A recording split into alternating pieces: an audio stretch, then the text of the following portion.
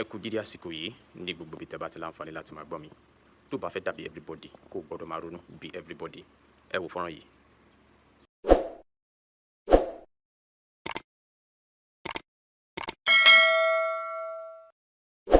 ọ̀tẹ̀ ló ń jẹ́ ló ń pè ọ́ kò sẹ́ni tí ò lórúkọ tiẹ̀ àti wípé ọmọ kì í gọ̀ títí sẹ́ẹ̀ kó gbàgbé orúkọ ara rẹ̀. ààfin tèmi ò nílò ìdánimọ̀ lọ́jà tó bá dọ́jà báyìí wọ́n á mọ̀ bó dọ́jà ni. èmi tí ń tòótọ́ Samuel Owóyẹmí fẹ́lẹ́fẹ́lẹ́ láyé lórúkọ mi, fẹ́lẹ́ ní gbogbo èèyàn mọ̀ mí sí. èmi náà kọ́ Ọlọ́run ọba òkè ló fún mi ṣe ní gbogbo ìgbà. lórí ọ̀rọ̀ tó wà lẹ́yìn wípé tó bá fẹ́ dàbí everybody kó gbọ́dọ̀ máa ronú bí everybody, secret behind it lọ́tún lọ́sì ó yá ẹ jẹ́ ká bá wọn débẹ̀. ọmọ Yorùbá Gumi ti sọ̀rọ̀ o, Sheikh Ahmadu Gumi ti sọ̀rọ̀, ó ní kí lóde tẹ̀ ń pariwo, ó ní kí lóde tẹ̀ ń tranga, ó ní kí lóde tẹ̀ ń sọ̀rọ̀, kí lóde tẹ̀ sọ pé wọ́n jí yín gbé nìbàdàn, ó lóun wá sí Ìbàdàn wọ́n wá bẹ̀rẹ̀ sí ní jí yín gbé, ẹ wá kéyín sókè bí ẹran sísun, ẹ ń pariwo pé wọ́n jí yín gbé nílẹ̀ Yorùbá, ó ní kí ló ṣẹlẹ̀ gangan, ó ní lórí tàbí tó ń wá yìí ó ní kò sí yànláyà ni tí wọ́n bí re, azin Gumi ti sọ̀rọ̀ sẹ́ẹ̀, ó tún fi ìlérí sí pé kò sí fùrọ̀ mọ́pọ̀pọ̀ tí wọ́n bí dáadáa tó lè stop òun láti má lọ sí anywhere ní Nàìjíríà. ó ní tó bá bí yín re ẹ̀jẹ̀ kan máa bọ̀ wá, ó ní ká máa bọ̀ wá, ó lóun lè visit anywhere ní Nàìjíríà, kò dẹ̀ sí ẹnì kankan.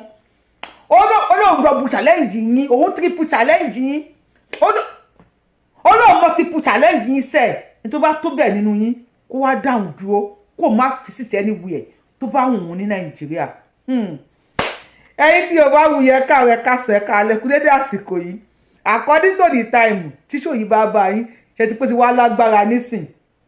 àbí this is not the same Gumi that visited Saudi Arabia ní 2025 tí wọ́n deport ẹ̀, ó tún lọ ní 2026 wọ́n wò pé Sheikh ni o, wọ́n tún deport ẹ̀.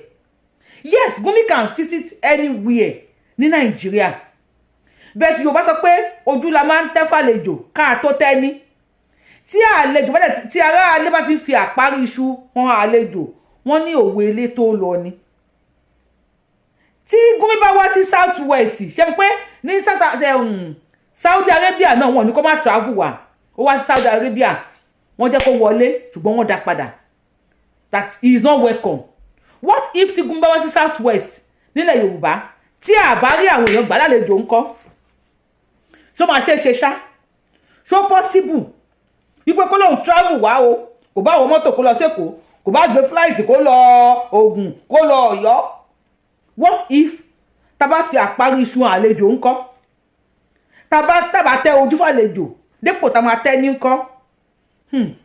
mo kí yín ẹ̀yin tèmi ẹ káàárọ̀ ẹ káàsán ẹ kú dédé àsìkò yìí according to the time tí ṣòyí bàbá yìí ó bá wù yìí lórúkọ mi, ọjọ́ kẹsàn-án oṣù kẹfà ọdún 2026 náà la wà. ẹ yẹ ká sáré lọ sí inú Punch newspaper níbi tí Gumi ti sọ̀rọ̀. Ìbàdàn visitation, nobody can stop me from going anywhere in Nigeria, Sheikh Gumi holetike osemenge. Popular Islamic cleric Sheikh Ahmad Gumi has broken his silence on his visitation to Ibadan late last year amid outrage that he was trying to Islamize Oyo State with some northern ideologies and tenets. Gumi stressed that nobody can stop him from visiting anywhere in the country, while maintaining that he was not invited by any Muslim group or individual in the Southwest. Gumi ní èèyàn kan invite wọn, no Islamic group tó invite wọn Southwest. Abẹ́ ẹ̀rọ Ọlọ́run. In a post on his Facebook page on Tuesday, he said he was in Ibadan as a representative of Northern Islamic scholar and nobody okay. He made this known barely a day after one of the victims of the abduction in the Orire local government area of Oyo State dismissed claims that the abductors demanded the implementation of Sharia law in the state as part of the condition for releasing the victims. As how now, Sheikh Gumi. Okay, let's continue. Punch online reports that the principal of Community High School, Esiele, Oyo State, Mrs. Rachel Alamu, while speaking from captivity in a now viral video, said the government said they never demanded the introduction of Sharia law or a 1 billion naira ransom as reported in some quarters, but rather for the release of their associates currently in the custody of Nigeria authorities. Also, the Muslim Rights Concern rejected the alleged demand for Sharia in a statement issued on Monday, describing the report as a lie from the pit of Jannah, hell. Murik Adetola, I don't know, whatever. Murik urged that the so-called demand was inserted by enemies of Islam in the negotiation terms to tarnish the image of Islam. Okay. However, aligned with the Islamic group's position, Gumi wrote, I quite understand now how Islamophobia is shaping politics in Southwest, and why I was unnecessarily dragged into their dirty local politics. I was in Ibadan, not by the invitation of any Southwest Muslim, individual or group, but as a representative of the Coalition of Northern Muslim Ulama. Can anybody stop me from going anywhere in Nigeria? Question mark. Ó béèrè pé ṣé anybody and wọ́n bí pọ̀n rí lápòpọ̀ pọ̀n ẹ̀rí tó lè stop òun from going anywhere in Nigeria. Ẹ tó bá bíire ó ní kó gbé Gẹ̀ẹ́sì ó ló máa ṣẹ́ ní Gẹ̀. Recall that Gumi visited Ibadan on Wednesday, November 9, 2025, where he served as a special guest and a speaker at the Southern Nigeria Ulama Summit. The event took place at the University of Ibadan. During his visit, he also attended a courtesy season alongside other prominent Southern and the Northern Muslim scholars. Gumi ló sọ̀rọ̀ yẹn. After tí Mrs. Rachel Alamu bọ́ta wípé ọ̀rọ̀ Sharia lọ o tí wọ́n ń sọ ní Ọ̀yọ́ state o pé wọn ò sọ pé wọ́n fi Sharia lọ láti gbà wọn kalẹ̀ pé tí àwọn ajínigbé ń béèrè fún àwọn ń kó ajínigbé tó yá láti pè wọ́n ká fi respect sí àwọn dadi ajínigbé wọ́n ní tí wọ́n ń béèrè fún ni wípé àwọn èèyàn àwọn tó wà lákòlò ìjọba kí wọ́n release ẹ̀. Bí Mrs. Alamu ṣe sọ̀rọ̀ tán báyìí bẹ́ẹ̀ ni Professor Dadi Dr. Honorable President Gumi ni wọ́n bọ́ta wípé abájọ tí wọ́n drag àwọn sí dirty politics tí wọ́n ní Southwest. They have the Southwest, as in the Yoruba people, they have Islamophobia. As in, wọ́n hate Islam ni o, ọ̀bùsì Islam ni o, wọ́n náà bùsì la. Gumi yàrí o. Ó lẹ́nìbọ̀dì ò pé wọ́n wá sí Southwest o. Ó lóko wá ṣe representative ni o. Mo ní àṣà ò náà, kò yé mi. Mo bẹ́yẹ̀ ń tẹ́ wà bí ó lè yé yín. Àṣà ò wọ́n pé Gumi dẹ̀ wà. Ó lọ gbára. Bẹ́ẹ̀ tí a bá ti kú ọ̀nbẹ̀ ẹ ká sáré lọ sí Zamfara níbi tí àwọn tí wọ́n lọ dialogue pẹ̀lú àwọn agbésùmọ̀mí. Wọ́n ní Zamfara àwọn agbésùmọ̀mí àwọn ajínipa yìí wọ́n ti jí àwọn èèyàn gbé tó ń fa wàhálà tó ń fa mọ̀gánà tó ń yọ ó lágbára o wọ́n náà ti fẹ́ gbẹ̀mí wọn láti bí oṣù mélòó kan sẹ́yìn. Làwọn àgbààgbà Zamfara bá dìde o wọ́n ní àgbà òkín wà lọ́jà kórí ọmọ tuntun wọ́. Wọ́n bá pé bíríkòtò wọ́n pé bíríkòtò wọ́n ní káwọn lọ bá àwọn ajínigbé àwọn bandits àwọn terrorists àwọn the owner of Nigeria wọ́n ní káwọn lọ bá wọn nínú igbó káwọn lọ bá wọn ṣe peace deal bóyá máa ń ṣe tẹ́tẹ́lẹ̀ náà láti pé tọ̀ ẹ dákun o kí lẹ fẹ́ o bóyá ká máa mú ó ti yé yín bóyá owó jíṣíà náà máa san o bóyá owó òtọ́ràn ní o bóyá kò lè máa mú àwọn ọmọ wọn fún ọ máa kò lábọ̀ pẹ̀lú wọn ní o. The hunter has been hunted. Àwọn 39 tí wọ́n lọ ṣe peace deal nínú igbó pẹ̀lú àwọn bọ̀dá ajínigbé àwọn ajínigbé ti jí wọn gbé láì ṣe màálù wọ́n ní màálù ló máa ń fẹsẹ̀ ààrẹ ẹ̀rìn lọ sí lọ́n ti máa pa àwọn ajínigbé ti jí àwọn tí wọ́n lọ bẹ̀bẹ̀ pé ẹ má jí àwọn èèyàn gbé nílùú wọn mọ́ 39. èmi kàn pé bí Uncle Gumi President Gumi sà ṣe bá wa bá àwọn ará Zamfara yẹn kẹ́ bá wa bá wọn sọ̀rọ̀ kí wọ́n release wọn ẹ kọ́kọ́ bá wa face north náà ẹ sì fi Southwest sílẹ̀ yìí tó wá tó bá wa ẹ jẹ́ ká sì máa ran láàrin ara wa náà ṣó ti ní ìdíkà pé bọ̀dá Dádì Gúnmi ni Sheikh Ahmad Gúnmi ṣó ti ní ìdíkà pé wọ́n sọ̀rọ̀ South West ni èmi ò rò bí ó ti ní ìdíkà pé wọ́n sí ọ̀rọ̀ South West o ẹ̀jẹ̀ bá wà rò pé ó ti ní ìdíkà pé wọ́n sọ̀rọ̀ South West ẹ lè bá mi fò opinion yín sí comment section mo rò bẹ́ẹ̀ ká kọ́kọ́ yanjú tiwa ná ohun tó bá wa ní South West ká kọ́kọ́ yanjú ẹ̀ ná ká má tí nìkan kú Gúnmi bá wa dá sí ṣùgbọ́n Gúnmi ti ń dá sọ̀rọ̀ wa ní South West ogun jà o ogun má jà o. mo kí wa nígun mẹ́rẹ̀ẹ̀rin ilẹ̀ kóòtù òjíire adániwáyé yóò gbà wá lọ́wọ́ àwọn ọ̀dájú ènìyàn adániwáyé yóò gbà wá lọ́wọ́ àwọn ẹni bí èmi a máa sọ wípé àìsílẹ̀ ayé wa olórí ní ìran Yorùbá ń ṣèyàn àìsílẹ̀ ayé wa ṣùgbọ́n adániwáyé tó ní agbára tó ní ẹ̀mí gbogbo wa yóò gbà wá lọ́wọ́ àwọn ọ̀dájú ènìyàn tí ń fayé ọmọ Yorùbá ń ṣòṣèlú. mo ti sọ nígbà kan rí mo ní ẹ̀yin olórí wa ẹ̀yin tẹ́ wà ní ipò agbára ẹ̀yin tẹ́ wà ní ipò àṣẹ ẹ̀yin fayé wa ṣòṣèlú. mo dẹ̀ sọ mo ní ọba tó bá ń jáde síta tí ń gba yìí káàkiri ìlú ò tí ì tú lórí ẹ̀ ni o ní ijọ́ tí ìlú bá ti tú ní iyì àti ẹ̀yẹ àti ògọba ló wọ mi. ta ni ó wá gbà wá lọ́wọ́ àwọn ọ̀dájú olórí ta ní nílẹ̀ Yorùbá? ta ni ó wá gbà wá lọ́wọ́ àwọn tí ń fayé Yorùbá tó fi ń ta káìtì bí àṣà àwọn ọmọ kéékèèké? ìjọba ìpínlẹ̀ Ọ̀yọ́ ẹ̀ẹ́dẹ̀ bẹ̀rù Ọlọ́run, ìjọba ìpínlẹ̀ Ọ̀yọ́ ẹ̀ẹ́dẹ̀ bẹ̀rù Olódùmarè, ìjọba ìpínlẹ̀ Ọ̀yọ́ kí ni yóò wá jẹ́ èrè yín nígbà tó bá pa gbogbo ọmọ Yorùbá tán? kí lẹ fẹ́ ká kọ sórí orúkọ yín nígbà tó bá kò ní pàṣẹ tán? gbogbo wa láti gbọ́, gbogbo wa ládẹ̀ ti mọ̀ ohun tó ṣẹlẹ̀ ní ìlú Ògbómọ̀ṣọ́. fídíò kan tó jáde lánàá tó sẹ́ndì sí mi, pírísípà ilé ìwé tán mú ó mà ti tó jáde síta ó mà ti tó sọ̀rọ̀. bẹ́ẹ̀ náà ni bí ọ̀sẹ̀ bíi méjì sẹ́yìn ìjọba ìpínlẹ̀ Ọ̀yọ́ ó jáde síta ó sọ̀rọ̀, ṣùgbọ́n ọ̀rọ̀ àwọn méjèèjì kò bá ara wọn mú. ó yẹ kọ́ ọmọ Yorùbá ó jáde síta ká béèrè pé ta ni ń parọ́, ṣé pírísípà ní ń parọ́ ni àbí ìjọba ìpínlẹ̀ Ọ̀yọ́?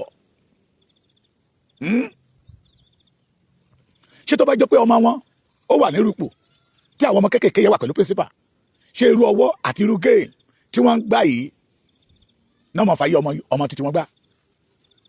ẹ má gbàgbé o pé ẹnìkan ló mọ̀ o, ẹ má gbàgbé pé tẹni tó dé la rí. ìran àgbà Yorùbá ní pé tẹni tó ń bọ̀ àti ìmọ̀. mo kí yín lẹ́ẹ̀kan sí, mo kí yín lórúkọ bàbá Professor Banji Akíntóyè àròlé Awólọ́wọ̀ bàbá dáadáa. ó máa kí yín lórúkọ kàkàkí Olódùmarè májàsọ́lá.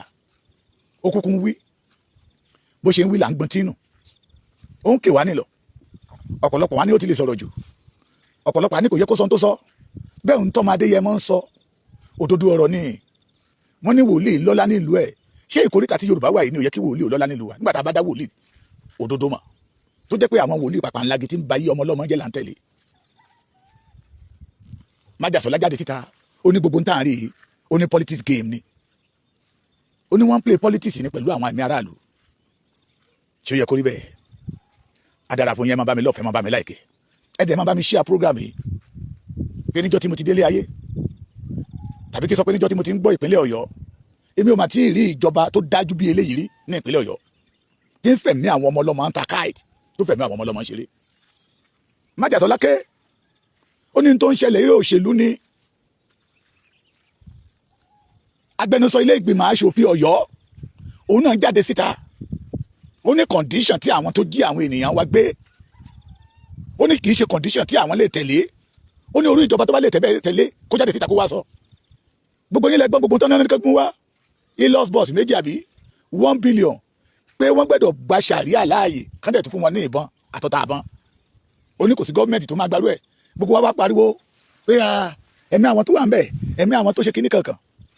tíṣà tó wà nínú gbogbogbò ti wá jáde síta pé wọ́n ń fi ayé wọn play òṣèlú ni, pé gbogbo tí ìjọba Ọ̀yọ́ ní pé àwọn ará bíbá ń béèrè kọ́nà ń béèrè. kí ló dé tí ìjọba ń fa ayé àwọn ọmọ ọlọ́mọ ọmọ kéékèèké ọjọ́ ọ̀la wa tó fi parọ́ tí ò bá jẹ́ pé ìjọba ò dájú?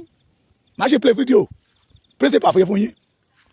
ó ní nínú gbó tán wà wọn fọ́ọ̀sì wọn kékerun, nínú gbó tán wà wọn béèrè 1 billion, ó ní wọn béèrè sàríà, ó ní wọn béèrè ọta àbọn kí ló tún ní wọn béèrè ó dárúkọ pé wọn ò béèrè ẹ̀ ó ní ṣùgbọ́n tán béèrè ni pé àwọn èèyàn wọn tí ìjọba mú kán tú wọn lẹ̀ káwọn náà lè tú àwọn lẹ̀ kí ló dé tá à ń pa yí àwọn ọmọ Yorùbá ń play politics ṣé torí pé Ṣèyí Mákindé fẹ́ di president ni aládé oníléeṣẹ́ kí ló dé tó fi jẹ́ pé lọ́dọ̀ wa ilẹ̀ tí ń fàyè wa fi òṣèlú tí ń tán pè ní òdodo tó jìnnà sí yín. The worst governor that Oyo State will produce is Ṣèyí Mákindé. Àwọn ọmọ ọlọ́mọdé wà nínú igbó. Kí ló dé tẹ̀ ń parọ́? Kí ló dé tẹ̀ pé irọ́ lẹ fi ń lò gbà? Kí ló dé tẹ̀ pé ẹ̀yin àti irọ́ ti wá di 5 and 6? Ṣèyí ọmọ Mákindé. Sunday Igboho ló ń fẹ́ wọbẹ̀ oní kò sáyè. Tó bá jẹ́ pé láyé ìgbà kan ni ohun tó ṣẹlẹ̀ yẹ federal government àti ya billions of naira lù wọ́n lọ́yọ̀ọ́ Ṣèyí Mákindé àti kútàkù. Ọ̀pọ̀lọpọ̀ ọ̀rọ̀ tí Fáyọ̀ṣe sọ táwọn kan sọ wípé ìjà tó wà láàrin Fáyọ̀ṣe àti Ṣèyí ló jẹ́ kí Fáyọ̀ṣe máa sọ gbogbo nǹkan tó ń sọ yẹ. Ọ̀rọ̀ tí Fáyọ̀ṣe sọ tí àwọn ọ̀pọ̀lọpọ̀ sọ wípé propaganda òṣèlú ni. Ọ̀rọ̀ tí Peter Ayọ̀ Fáyọ̀ṣe sọ tó nítorí pé àárín òun àti Ṣèyí Mákindé ògún ni ṣé gbogbo ọ̀rọ̀ yẹ ò ti ń já sí òótọ́ náà. Wọ́n ní ó jọra wọn kò jọra wọn eégún àti iró wọlé èèyàn àti iró jáde láyé ìgbà tí bọ́ǹbù ṣẹlẹ̀ ní Ìbàdàn ṣó dìgbà tí àwọn kaburú bá ṣẹlẹ̀ torí pé kẹ́ lè rówó gbà ní federal government lọ́wọ́ federal government ọmọ mẹ̀kúnnù kò ráyé wá lọ́wọ́ yín ìjọba Ọ̀yọ́ ẹ bẹ̀rù Ọlọ́run gómìnà Ṣèyí Mákindé bẹ̀rù Ọlọ́run ẹ jáde síta ẹ sọ̀rọ̀ mọ́nà káràlú lè sọ wípé lóòótọ́ àti lódodo ẹ̀bi ò sí lọ́wọ́ gómìnà ẹ̀bi ò sí lọ́wọ́ ìjọba ìpínlẹ̀ Ọ̀yọ́ ṣùgbọ́n ìyá tó wà nínú ìgbèkùn àwọn ará bíbà yìí ó ti jáde síta níbi ọ̀sẹ̀ méjì sẹ́yìn ó bẹ̀bẹ̀ pé ìjọba ẹjọ́ ẹ dá àwọn ará bíbà yìí lóhùn orí wọn lòrùn ti máa bẹ̀rẹ̀ orí wọn lòrùn máa dálé lórí orí wọn lòjò ti máa bẹ̀rẹ̀ orí wọn lòjò máa dálé lórí ọmọ tí ò tí ì pọ̀ ọmọ ọdún méjì ń bẹ láàrin wọn èyí tó sì ń bẹ láàrin wọn ẹ̀ tí ẹ̀rọ tọlọ́run máa wọn ọmọ yẹn lára lójú ayé wa torí pé our brother Ṣèyí Mákindé want to play politics nápa odidi mass teacher wọ́n dùn bí ẹni dú ẹran iléyà ẹ̀yin náà sọ fún wa pé wọ́n béèrè 1 billion wọ́n béèrè ọta àbọ̀n wọ́n ní pé ẹgbẹ́dọ̀ gba sàríà wọlé àbí bẹ́ẹ̀ kọ́ àti in-laws méjì obìnrin yẹn ti wá jáde síta pé kò sí ní tó jọ ẹ̀yin àgbààgbà ìpínlẹ̀ Ọ̀yọ́ ẹ̀ ń wòran ni gbogbo ẹ̀yin ọmọ Ògbómọ̀ṣọ́ ajílété ẹ̀ ń wòran ni ẹ lọ ya bá Ṣèyí Mákindé ní ọ́fíìsì tí ìjọba bá máa pa gbogbo ìpínlẹ̀ ọmọ Ògbómọ̀ṣọ́ nu kí Ṣèyí Mákindé kúkú pa gbogbo yín nu tó bá dẹ̀ jẹ́ gbogbo wa náà la máa lọ ya bọ́ Ṣèyí Mákindé kókó ká mọ̀ pé Ṣèyí Mákindé ló pa gbogbo ilẹ̀ Yorùbá nu pẹ̀lú irọ́ tó jáde tó ń fi irọ́ ṣẹ̀ṣọ́ tá a rò pé ó lọ́gbọ́n lórí láì mọ̀ pọ́gbọ́n ìkà níbẹ̀ lórí wọn mi mo orúkọ spíkà Ọ̀yọ́ State o irú ẹni tó yẹ kó sọ lókùtà pa ni ọ̀dájú abiyamọ ni wọn torí ọ̀rọ̀ òṣèlú torí pé ẹ fẹ́ tẹ́ àmàrà bíbà ìlọ́run kán lè sọ wípé you are good ẹ torí ẹ sọ ayé àwọn ọmọ Yorùbá dá lánàá kiri káàkiri gbogbo àgbáyé ẹ̀yin ọmọ Ọ̀yọ́ ẹ̀yin ọmọ Ògbómọ̀ṣọ́ àsìkò tẹ́ gbẹ́dọ̀ dìde kẹjà àsìkò tẹ́ gbẹ́dọ̀ dìde kẹjà ó lè yẹ billions of naira lórí security tó ní Ṣèyí Mákindé ti gbà lórí local government yẹ kí ló dé tí gbogbo yín ya ọ̀dájú mo máa ń sọ tí àwọn bàbá tó ṣèjọba fún wa lánàá tó bá ya ọ̀dájú bíi títí bí orú ẹ̀yin tẹ́ ṣèjọba lónìí ìkankan nínú yín ò ní sí láyé mọ́ because I see speaker of Ọ̀yọ́ State as a young man Ṣèyí Mákindé gan young man ni tí àwọn bàbá Lámádé Ṣínà àwọn ìjọba tó ti kó Kọ́lápọ̀ Ìṣọ̀lá tí wọ́n wá ṣe ìjọba bẹ́ẹ̀ ṣe ṣèjọba lọ́yọ̀ọ́ yìí irú ẹ̀yin wọn ti fi yín rúbọ dànù táwọn bá ya ọ̀dájú tẹ̀yìn bẹ́ẹ̀ ṣe ya ọ̀dájú yìí Yorùbá wípé olóòótọ́ ìlú òun ló ṣìkà ìlú ẹni tó dìde twice lẹ́ẹ̀mejì ọ̀tọ̀ọ̀tọ̀ ló máa dé yẹmọ́ ti pé ìpèpè ẹ̀yà máa bọ̀ ẹ wá bá mi Ìbàdàn à ń lọ sí inú gbóyè l'Ógbómọ̀ṣọ́ Ṣèyí Mákindé ò máa gbà torí pé ó retí owó lọ́dọ̀ federal government torí pé tí wàhálà bá ti ṣẹlẹ̀ ní state wọn the next state tán retí ni kí federal government kó ya bílíọ̀nù wọn ẹ wá lọ àánú àwọn tó pera wọn l'Àmọ̀tẹ́kùn ló ṣe mí ẹni tó fi jẹló alábàjọ tó jẹ́ pé bọ̀dá ọlọ́pàá white ní Ṣèyí Mákindé fi jẹ kọ̀mándà àwọn Àmọ̀tẹ́kùn lọ́yọ̀ọ́ àánú ẹ̀yìn Àmọ̀tẹ́kùn tó ṣe mí tó kàn wéètì life yín for nothing torí ó mọ géèmù tó ń play ìjọba Ọ̀yọ́ mọ géèmù tó ń play ìgbà tí Sunday Igboho sọ pé ní ohun tó ń ṣẹlẹ̀ yìí géèmù eré ìtàgé òṣèlú ni ẹni ó ti lè sọ̀rọ̀ jù májàsọ́lá sọ̀rọ̀ ní ìjẹta ọ̀rọ̀ wa ń ṣe lénìí kí lẹ̀ ń wa ilé ayé yìí mọ́yà fún tẹ́ ń gbélé ayé bíi pé ẹni kúrò ọjọ́ kan bẹ̀ tẹ́ ń jayé bí ẹni jẹṣu ẹ ti gbàgbé pé àwọn kan wà lánàá wọ́n ti lọ kò sẹ́ni tí ń jayé ayé ní jẹ́ èèyàn mo máa ń sọ dáadáa nínú ọ̀rọ̀ mi lọ́wọ́ ọmọ ẹ̀ kò sẹ́ni tí ń jayé ayé ni máa ń jẹ́ èèyàn bá mi fò kò lé ayẹyẹ dànù kò lé bí pé kó kú ó ti lọ ara ló máa pa ó tẹ̀dá ibi tó ti máa kú ló lọ́ba sí kò sẹ́ni tí máa ń jayé ayé ló máa ń jẹ́ èèyàn mo ní ká ẹ rántí tó bá jẹ́ pé èèyàn kan ń jayé ni ọlọ́run gbà fún àwọn bàbá wa Awólọ́wọ̀ ọlọ́run gbà fún àwọn bàbá wa Akíntọ́lá ọlọ́run gbà fún àwọn bàbá wa kọ̀ọ̀kan bẹ́ẹ̀ nílẹ̀ Yorùbá wọn á ti jẹ ilé ayé yẹn tó kí irú ẹ̀yìn tó dé ṣùgbọ́n nítorí pé kò sẹ́niyàn kan tí ń jayé ayé ni máa ń jẹ́ èèyàn Ṣèyí Mákindé ò retí ọjọ́ ọ̀la àtẹ̀yìn gbogbo tẹ̀ ń bá ṣèjọba lọ́wọ́ ìkà nìyí ìkà ọ̀dájú èèyàn nìyí abatẹnijẹ́ nìyí tó jẹ́ pé ẹ̀mí ọmọ Yorùbá ò jọ yín lójú tó jẹ́ pé ẹ̀mí ọmọ kéékèèké lẹ fi ń ṣèjọba ẹ wá dúdú irọ́ tẹ́ ẹ pa dáadáa síta pé àwọn agbésùmọ̀bí ń béèrè 1 billion wọ́n ń béèrè fún ọta àbọ̀n wọ́n dẹ̀ ń béèrè fún sàríà ẹ mọ̀ pé tá bá sọ yẹ ọmọ Yorùbá ò fẹ́ gbọ́ ẹni tí ń ṣá ká má wá fi sàríà sẹ́yìn ẹ̀ olùkọ́ yẹn ti jáde síta olùkọ́ yẹn ṣe kí ni ó ti jáde síta ó ní ẹ má fẹ̀mí wọn ṣòṣèlú ẹ má fẹ̀mí wọn parọ́ mọ́ ó ní gbogbo ohun tí ìjọba ìpínlẹ̀ Ọ̀yọ́ sọ ó ní irọ́ ni ó ní àwọn èèyàn wọn tó wà nínú ìgbèkùn làwọn yẹn ń béèrè fún ó ní kì í ṣe ohun tí Ṣèyí Mákindé sọ làwọn yẹn ń béèrè ó ní kì í ṣe ohun tí ìjọba Ọ̀yọ́ sọ. Please, I have come to make some clarifications. ẹ máa gbọ́ o. Today makes it the 24th day that we have been in this place. And it seems that some people are making our problems to be complicated already. We were shown some print media where it was stated that these people that abducted us requested for the release of some people. They requested for ₦1 billion. They requested for Sharia to be entrenched in the country. These are not true. They are just trying to create problems for us. We have been here since. We have not been forced to worship in Islamic way. We have been left alone. They have not troubled us concerning that. They are not asking for Sharia law. They are not asking for money. The single thing they are asking for is the release of some of their people. I don't know why they are peddling this rumor to make it complicated for us. Please, we are just begging you. Don't play politics with our lives. Nigerians, please help us to circulate this. Let it go viral. They are not asking for Sharia law. It is not true. They are not asking for weapons. They are not asking for money. All they want is the release of some people. And the government will negotiate with them and know those that they will release for them. I don't know why they are playing politics with our life. Please, Nigerians, our lives are in your hand. Help us make this go viral. Don't let the government deceive the whole world. They are not asking for Sharia. They are not asking for money. They are not asking for weapons. All they want is release of some of their people. Please, let everybody know about it. Ẹ dákun, lórí ọ̀rọ̀ wa náà ni mo tún wá sí.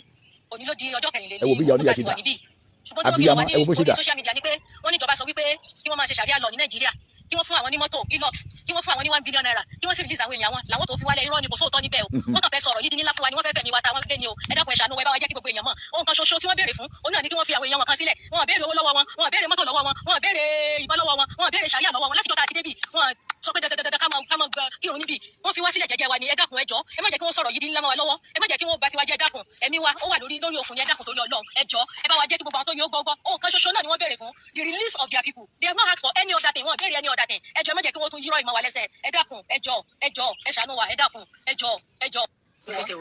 Please, I have come to make some clarifications.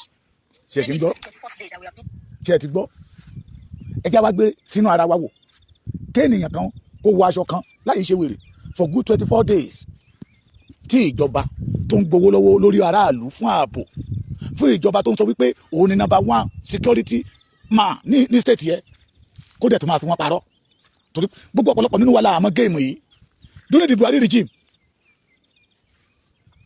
bóyá bàbá wa Tinubu ti stop it now I don't know but this one will give bàbá Tinubu opportunity to stop it níbi tí state tẹ́bá ti gbọ́ pé wọ́n jíyàn gbé ìjọba bẹ̀ yọmọ yọ ni gómìnà bẹ̀ yọmọ yọ ni àwọn house of assembly tó wà bẹ̀ yọmọ yọ ni torí owó dé ni ṣìkìṣìkì máa mi owó dé federal government àwa release billions of naira pé kí lọ fi tako insecurity kí lọ fi tako ìṣẹ̀lẹ̀ tó ṣẹlẹ̀ ńbẹ̀ tẹ́bá wá pé àwọn ọlọ́pàá bíi 8 àti àmì bíi 4 sí ìlú tẹ́bá ti ṣe wúlúwúlú láàrin ọ̀sẹ̀ bíi 2 bóyá 5 billion 10 billion afọlámi kọfọlọpàá ní 5 million tó gbọ́n kankan bẹ̀ mọ́ during the Buhari regime that is their system that is the way ó ṣẹlẹ̀ ní state tí mo wà yìí,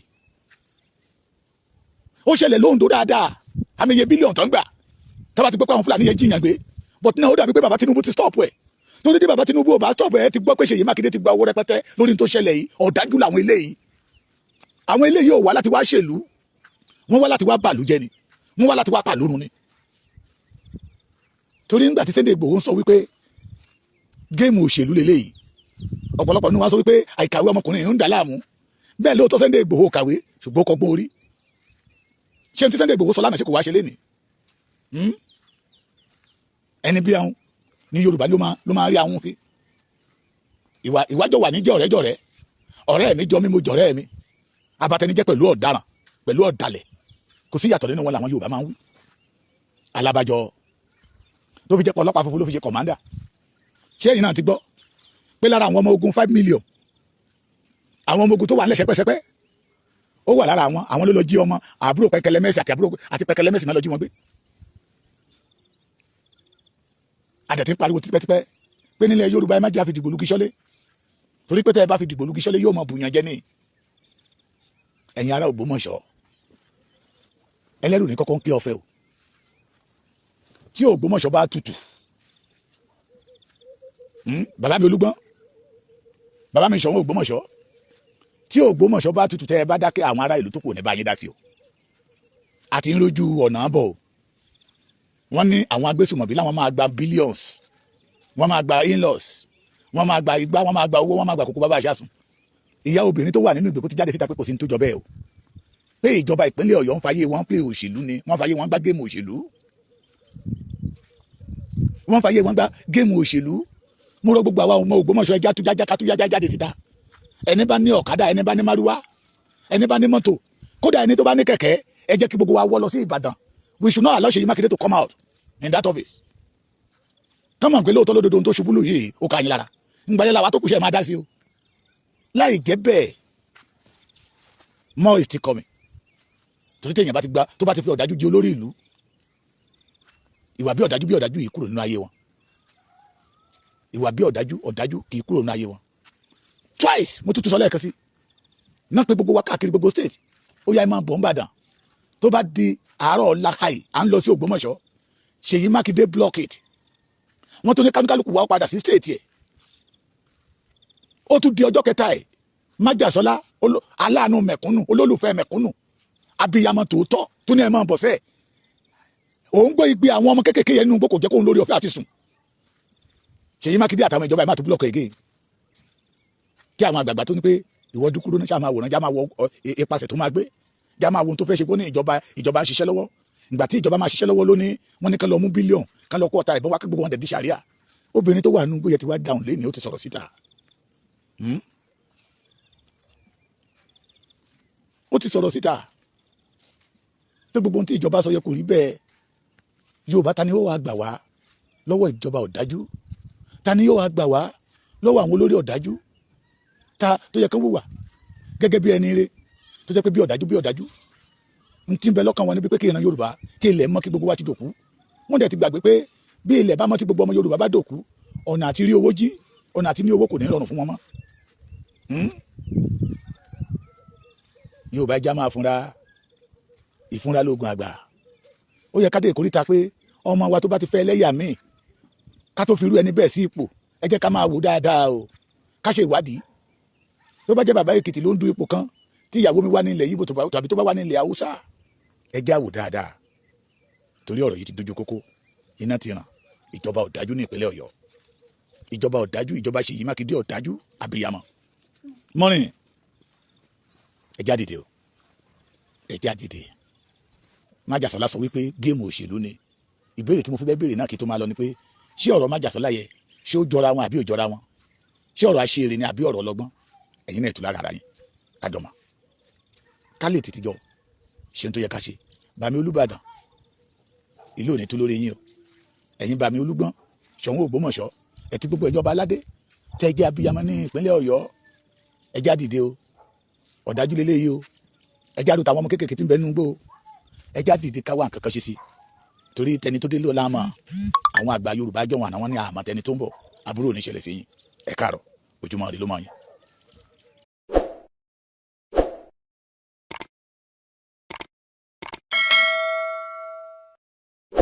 ọ̀tẹ̀ ló ń jẹ́ ìlú ń pè ọ́ kò sẹ́ni tí ò lórúkọ tiẹ̀ àti wípé ọmọ kì í gọ̀ títí sẹ́ẹ̀ kó gbàgbé orúkọ ara rẹ̀. ààfin tèmi ò nílò ìdánimọ̀ lọ́jà tó bá dọ́jà báyìí wọ́n á mọ̀ bó dọ́jà ni. èmi tí ń tòótọ́ Samuel Owóyẹmí fẹ́lẹ́fẹ́lẹ́ láyé lórúkọ mi, fẹ́lẹ́ ní gbogbo èèyàn mọ̀ mí sí. èmi náà kọ́, Ọlọ́run ọba òkè ló fún mi ṣe ní gbogbo ìgbà.